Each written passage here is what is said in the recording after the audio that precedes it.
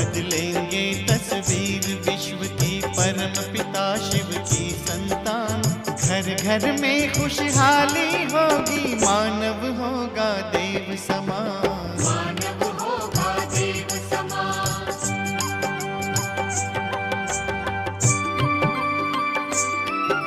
ओम शांति। 4 नवंबर 2023।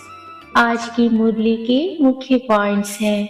पहला पॉइंट है मन मना भाव। यही सतगुरु का सहज वशीकरण मंत्र है।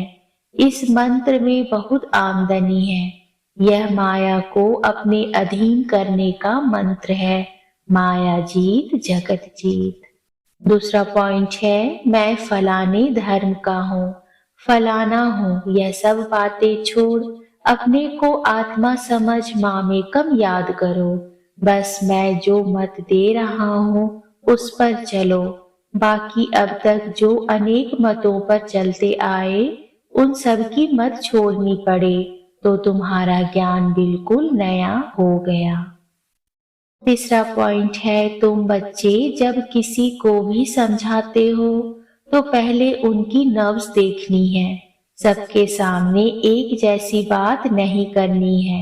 जो अच्छा योग में रहते हैं, धारणा करते हैं, वह जरूर अच्छा समझाएंगे। कम धारणा वाले कम समझाएंगे। कोई भी हो उनको एक ही सिंपल बात बताओ। भल गृहस्थ व्यवहार में रहते रहो परंतु कमल फूल समान। बाबा कहते हैं गृहस्थ व्यवहार में रहो परंतु पवित्र रहो। सो भी इस अंतिम जीवन के लिए पवित्र रह मामेकम याद करो। मुरली का सार है मीठे बच्चे, सतगुरु का सहज वशीकरण मंत्र तुम्हें मिला हुआ है कि चुप रहकर मामेकम याद करो। यही माया को अधीन करने का महामंत्र है। आज का प्रश्न है शिव बाबा ही सबसे भोला ग्राहक है, कैसे?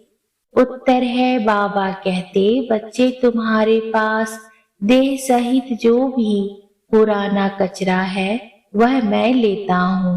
सो भी तब जब तुम मरने पर हो।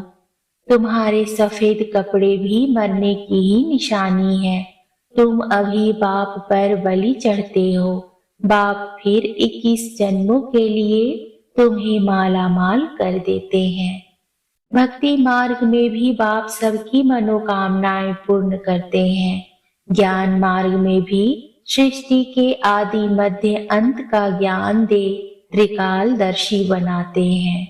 त्रिकालदर्शी मना तीनों कालों का ज्ञान। धारणा के लिए मुख्य सार है पहला, ज्ञान रत्न जो मिलते हैं उन पर विचार सागर मंथन कर स्वयं में धारणा करना है। ज्ञान रत्नों से सदा भरपूर रहना है। दूसरा है अपने नारायणी नशे में रहना है। वाहियात बातें किसी से भी नहीं करनी है। अशरीरी बनने का अभ्यास करना है। आज का वरदान है दुआ और दवा द्वारा तन मन की बीमारी से मुक्त रहने वाले सदा संतुष्ट आत्मा भव। कभी शरीर बीमार भी हो तो शरीर की बीमारी से मन डिस्टर्ब न हो। सदैव खुशी में नाचते रहो तो शरीर भी ठीक हो जाएगा। मन की खुशी से शरीर को चलाओ तो दोनों एक्सरसाइज हो जाएंगी। खुशी है दुआ और एक्सरसाइज है दवाई। तो दुआ और दवा दोनों में तन मन की बीमारी से मुक्त हो जाएंगे। खुशी से दर्द भी भूल जाएगा। सदा तन मन से संतुष्ट रहना है तो ज्यादा सोचो नहीं। अधिक सोचने से टाइम वेस्ट होता है और खुशी गायब हो जाती है। आज का स्लोगन है विस्तार में भी सार को देखने का अभ्यास करो तो स्थिति सदा एक रस रहेगी। मुरली के मुख्य पॉइंट्स विस्तार से। आज गीत बजा भोलेनाथ से निराला। ओम शांति। बच्चे भोलानाथ के सम्मुख बैठे हैं। व्यापारी लोग कहते हैं ऐसा कोई ग्राहक मिले जो कम बुद्धि वाला भोला हो, जो 1000-2000 का माल लेकर हमको खूब धन देकर जाए। भोलानाथ बाप आकर बच्चों को बतलाते हैं कि मेरे जैसा ग्राहक तुमको कभी मिल नहीं सकता। मैं बच्चों को आदि मध्य अंत का राज समझाकर त्रिकालदर्शी बना रहा हूँ। बाप बैठ समझाते हैं यह तुम्हारा राजयोग है। राजयोग से स्वर्ग में राजाई प्राप्त करनी है। तुम राजाओं का राजा बनते हो। नारायणी नशा रहता है, नर से नारायण बनते हैं। भक्तों का रखवाला है भगवान, भक्ति का फल आकर देते हैं। सब भक्त तो हैं परंतु सबको एक जैसा फल नहीं मिलता है। कोई को साक्षात्कार होता है, कोई को पुत्र मिलता है अल्पकाल के लिए। अभी ही बाप तुम्हें राजयोग सिखलाकर राजाओं का राजा बनाते हैं। यहाँ तो तुम्हें सिर्फ चुप रहना है, मन मना भाव। यही सतगुरु का सहज वशीकरण मंत्र है। इस मंत्र में बहुत आमदनी है। यह माया को अपने अधीन करने का मंत्र है। माया जीत जगत जीत। मैं फलाने धर्म का हूँ, फलाना हूँ, यह सब बातें छोड़ अपने को आत्मा समझ मामेकम याद करो। बस मैं जो मत दे रहा हूँ उस पर चलो। बाकी अब तक जो अनेक मतों पर चलते आए उन सब की मत छोड़नी पड़े तो तुम्हारा ज्ञान बिल्कुल नया हो गया। तुम बच्चे जब किसी को भी समझाते हो तो पहले उनकी नब्ज देखनी है। सबके सामने एक जैसी बात नहीं करनी है। मनुष्य की है अनेक मतें, तुम्हारी है एक मत परंतु नंबरवार। मना कोई कम कोई ज्यादा। जो अच्छा योग में रहते हैं, धारणा करते हैं, वह जरूर अच्छा समझाएंगे। कम धारणा वाले कम समझाएंगे। कोई भी हो उनको एक ही सिंपल बात बताओ। भले गृहस्थ व्यवहार में रहते रहो परंतु कमल फूल समान। तुमको मालूम है कमल के फूल को बाल बच्चे बहुत होते हैं और मिसाल भी उनका ही दिया जाता है। बाप को भी बाल बच्चे तो बहुत हैं। कमल का फूल खुद पानी के ऊपर रहता है, बाकी बाल बच्चे नीचे रहते हैं। यह मिसाल अच्छा है। बाबा कहते हैं गृहस्थ व्यवहार में रहो परंतु पवित्र रहो। यह बात हो गई पवित्रता पर। सो भी इस अंतिम जीवन के लिए पवित्र रह माँ में कम याद करो। रचना की पालना भी जरूर करनी है, नहीं तो हठ योग हो जाएगा। बाबा कहते हैं बच्चे अब काम चिता के बदले दोनों ज्ञान चिता का हथियाला बांधो।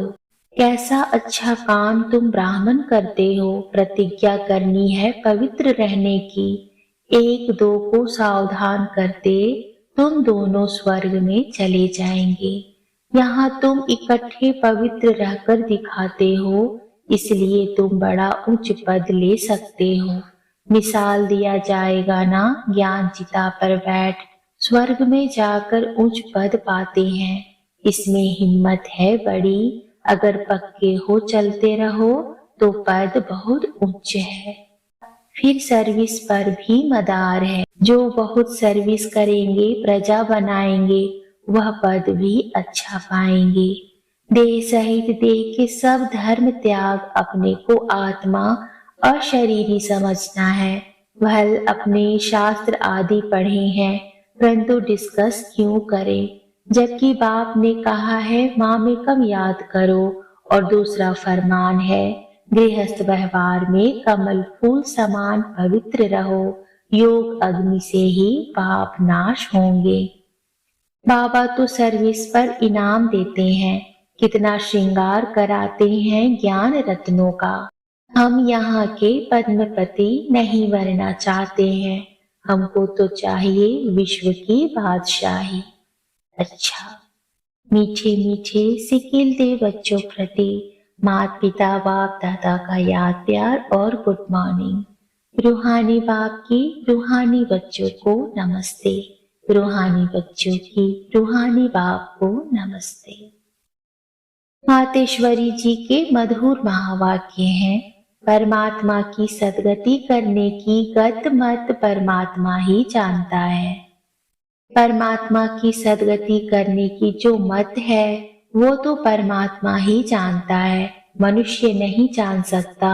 मनुष्य की सिर्फ यह इच्छा रहती है कि हमको सदा के लिए सुख चाहिए, मगर वो सुख कैसे मिले जब तक मनुष्य अपने 5 विकारों को भस्म कर कर्म अकर्म नहीं बनाए, तब तक वो सुख मिल नहीं सकता। क्योंकि कर्म अकर्म विकर्म की गति बहुत गहन है, जिसको सिवाय परमात्मा के कोई जान नहीं सकता। उनकी सद्गति करने की मत वो परमात्मा के पास है।